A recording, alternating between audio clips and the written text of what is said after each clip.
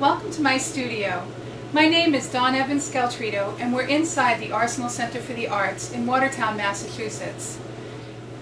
In my career, I've been a graphic designer and an illustrator, and now I create commissioned public art for the Boston Children's Hospital, the Dana-Farber Cancer Institute, Logan International Airport, and other community and charitable organizations. I also teach. I teach elementary school through senior citizens, and I found that my students bring a great sense of joy and purpose to my life. I have been told that I see things a little differently than other people. I see colors and textures where other people simply do not. I am moved by ordinary, everyday objects. I find something in them that makes me want to capture and express their beauty. I find that this helps my viewers see the things that I see, things that they often overlook. I found watercolor is the perfect medium for me. I love how it allows me to create texture, movement, and color.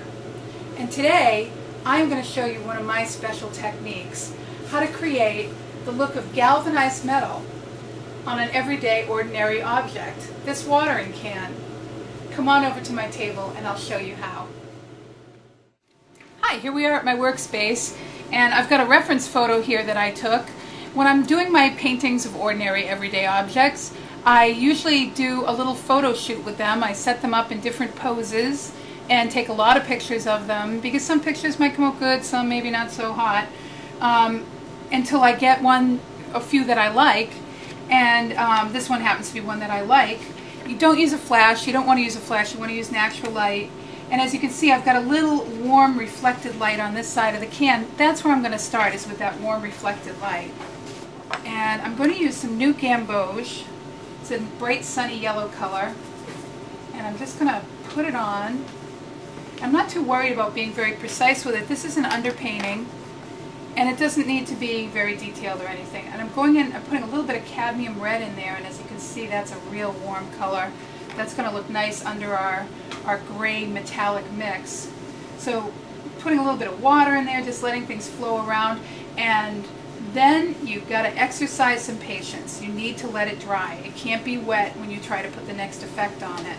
So you just need to sit tight, go get yourself a cup of tea, and then come back in a little while.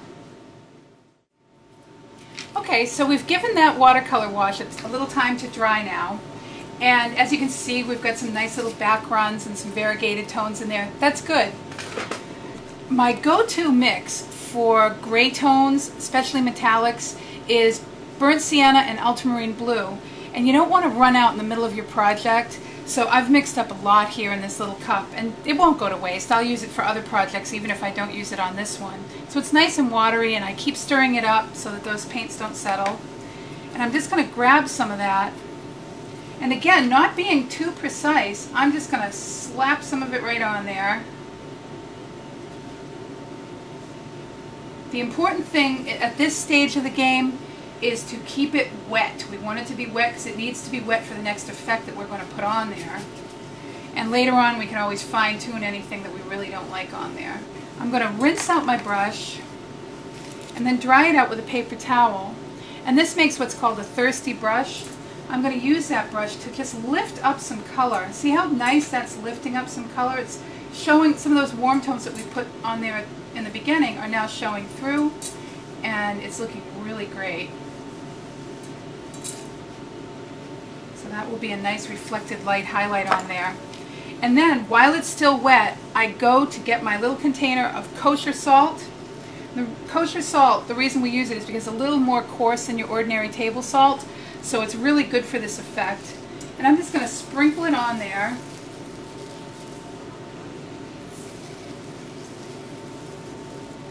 Get a nice lot of crystals on there. And it's going to make an effect in the burnt sienna and ultramarine blue tone that we have on there.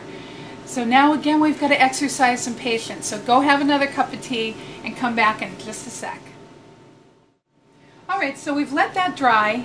And as you can see, the salt is stuck on there, and you can take the time to rub it off with your fingers, but it takes a long time and it makes your fingers hurt. So I do it really quickly by using an old credit card, and it comes right off.